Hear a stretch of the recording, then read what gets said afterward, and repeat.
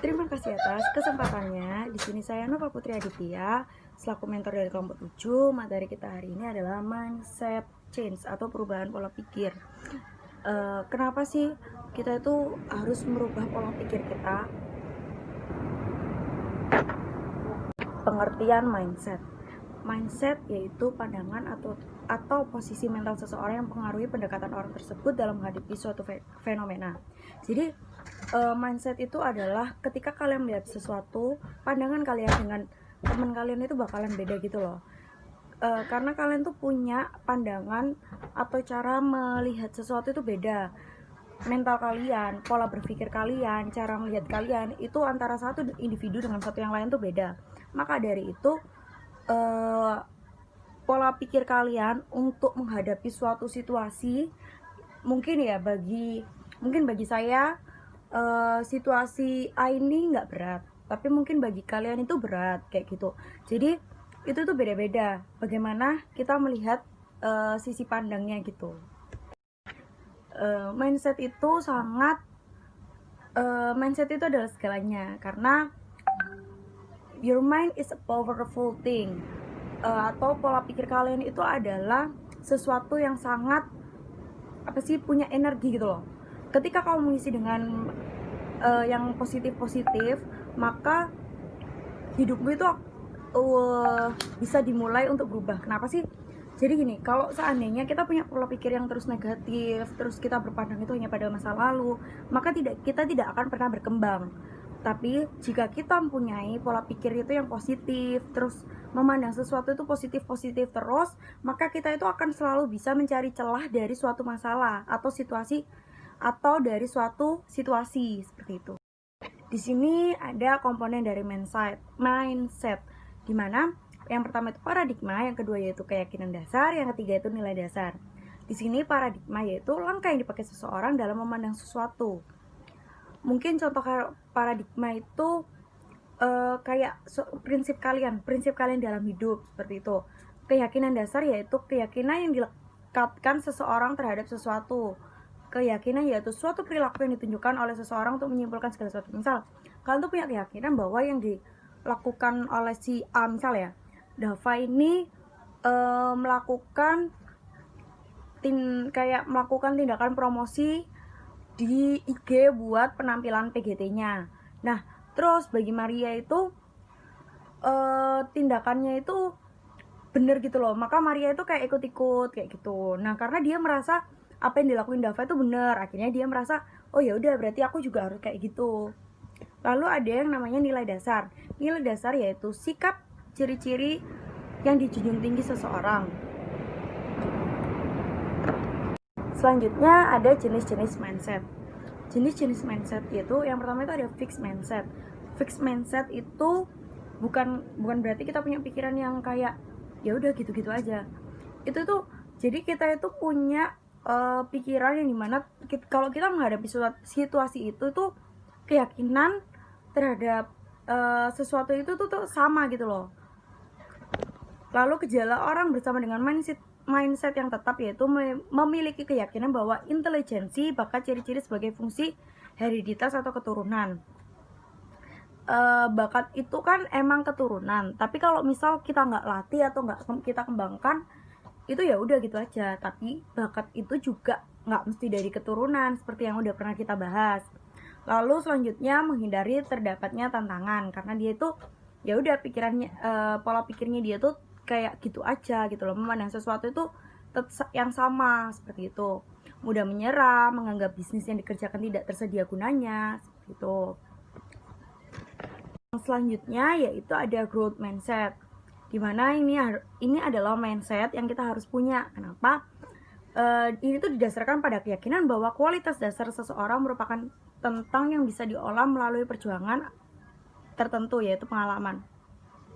Jadi ketika kita menghadapi situasi yang sama, tapi kalau kita punya pikiran yang berkembang, maka pada keesokan atau masa depan itu biasanya kita bisa menghadapinya tuh dengan lebih baik. Itu artinya kita punya mindset yang berkembang. Misal kita tuh punya mindset yang awalnya menghadapi situasi A itu kayak gini, tugasku ini kok banyak banget, rasanya aku nggak tahu. Ya udah, kita nganggapnya tuh tugas kita tuh banyak terus kayak gitu. Tapi kalau kita punya pikiran berkembang, ketika kita pertama menghadapi situasi kayak aduh sulit kayak gitu, menghadapinya lagi tuh udah pikiran, oh ini yang harus aku susun kayak gitu tuh, kita punya pikiran berkembang. Jadi menghadapinya itu berbeda lagi gitu loh, tapi lebih baik. Itu yang dikatakan berkembang. Tapi kalau nggak lebih baik, berarti pikiran kita itu bisa dikatakan tetap, atau pikiran kita itu malah jatuh gitu loh, kayak pola pikir kita itu makin yang nggak bagus gitu loh. Ciri-ciri orang yang memiliki mindset berkembang itu memiliki keyakinan bahwa talenta itu bukan berdasarkan dari keturunan, suka menerima tantangan, berpandangan ke depan, terus berpandangan kasat mata pada usaha itu bukan berarti kayak melakukan sesuatu itu kayak ya udah ngelakuin aja. Mereka ngelakuin itu kayak bondo nekat, nggak juga gitu. Tapi jika kalian pernah mendengar tak ada yang bisa mengubah hidupmu kecuali dirimu sendiri, itu benar banget. Kenapa? Misal nih, kalian tuh bangga nih punya orang tua itu yang pengusaha kaya raya, tapi kalian tuh kayak ya udah leha-leha aja, kalian nggak mau usaha ngapa-ngapain. Pokoknya kalian mikirnya alah nanti lo ya usahanya diturun di aku gitu, aku tinggal nerusin aja. Tapi kalau kalian nerusin tapi kalian nggak punya basic sama sekali, ya sama aja kayak gitu, kalian bisa-bisa malah jatuh. Makanya tidak ada yang bisa mengubah hidupmu kecuali dirimu sendiri. Sama kayak tidak ada yang bisa merubah pola pikirmu atau bagaimana kamu melihat sesuatu kecuali dirimu sendiri. Kalau kalian punya pikiran itu yang selalu negatif, ya udah bakalan kayak gitu terus. Tapi kalau kalian punya pikiran yang positif, maka hal yang kalian lakukan tuh bakalan positif seperti itu. Jadi apa yang yang akan kalian ubah itu berdasarkan kalian sendiri, bukan dari orang lain. Sekarang coba jelasin kalian itu maksud dari new mindset, menghasilkan new result itu apa, terus same old thinking, menghasilkan same old result itu seperti apa. Silakan untuk menyampaikan di grup sebagai bahan diskusi kita. Lalu menurut kalian penting nggak sih connecting people of the world? Kalau penting kenapa? Kalau enggak kenapa? Setiap orang harus memberikan dua alasan. Kalau bukan dua alasan sih, seperti kayak kalian menganggap itu penting soalnya gini. Terus ada yang jawab nggak penting soalnya gini. Jadi kalian harus memberikan penting atau nggak penting dan beserta alasannya. Lalu menurut kalian kenapa sih ada gambar seperti ini? Apa hubungannya sama pola pikir gitu? Coba kalian diskusikan. Lalu jika ada bahasan yang istilahnya menurut kalian itu kurang gimana gitu ya, atau menurut kalian teman kalian tuh kurang benar, kalian bisa langsung untuk menambah atau menyanggah seperti itu. Lalu di sini ada Sustainable Development Goals. Ini seperti yang kalian tahu bahwa ini adalah materi untuk rekor ya kan? Rekor kan materinya ini ya. Nah, ini kalian kan kayaknya mendapat good health and well-being. Itu maksudnya apa sih? Coba jelasin. Think global, act local. Jadi kita itu harus berpikir tuh secara luas. Wawasan kita itu harus luas. Tapi kita juga harus bersikap secara lokal. Gimana secara lokal ini? Maksudnya kita harus punya tata krama, sopan santun. Ada kan zaman sekarang tuh yang anak remaja itu, yaitu mungkin karena dunianya sudah luas, terus akhirnya tuh mereka itu nggak punya tata krama, nggak punya sopan santun kayak gitu. Yang dimana itu bukan mencerminkan budaya kita gitu loh. Kalau budaya kita tuh dimana kita tuh harus menghormati orang yang lebih tua, lalu kita tuh harus sering kayak menyapa, senyum, sapa, salam kayak gitu. Di sini ada pertanyaan, menurut kalian kenapa sih kita itu harus berpikiran global lalu act lokal?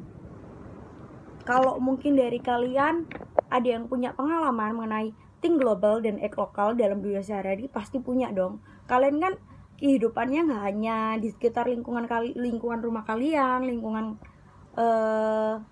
kuliah kalian, pasti punya dong temen dari luar kota atau luar negeri, mungkin bisa tolong diceritakan. Lalu di sini ada yang namanya cross cultural competence atau kompetensi budaya, bukan ya, kayak menggabungkan budaya gitu loh. Yang pertama itu ada skills itu ada self monitoring, relationship building, rapport building, persuasion, sama communication skills. Dimana ini itu adalah beberapa skill yang dimana kita itu menggunakannya itu pada apa sih, kayak meskipun kalian punya budaya yang beda, kalian tuh harus punya ini, skills ini kayak gitu. Lalu di dalam knowledge ada cultural awareness, perspective taking, integration, big picture, and sense making. Jadi dalam pengetahuan kita itu harus punya apa sih, kayak memahami atau bukan, bersikap memahami budaya, lalu punya pikiran yang maksudnya kalian tuh nggak mau jokin gitu loh. Lalu ada integrasi, lalu punya bisa memahami perasaan orang. Selanjutnya ada attitude, willingness to interact, empathy, emotional self-regulation. Terus habis gitu ada toleransi, keterbukaan kayak gitu. Jadi dalam menghadapi cross cultural competition, kompetensi itu kalian tuh harus punya skills, knowledge seperti ini, dan attitude. Jadi di sini ada gambar iki 6, iki 9, terus ada yang melihat dari cara 4 dan 3. Nah, ini tuh tidak bisa dikatakan salah karena sudut pandang setiap orang tuh berbeda tergantung cara kita melihat. Nah, ini juga bisa membuat kreativitas seseorang tuh berbeda. Jadi ketika kita cara melihat kita sesuatu itu beda, kita itu nggak boleh nyalain, loh itu lo salah, itu nggak boleh kayak gitu. Yang bener tuh kayak gini. Padahal cara melihat mereka dan kita itu beda, dan kita nggak boleh menyalahkan, tapi kita tampung dan kita harus melihat dari sudut pandangnya mereka. Apakah yang mereka katakan tuh benar atau tidak? Tuh. Selanjutnya, buat rekan-rekan, saya persilahkan untuk membuat mind map yang akan dikumpulkan pada jam 8 dan silakan menjawab pertanyaan-pertanyaan saya.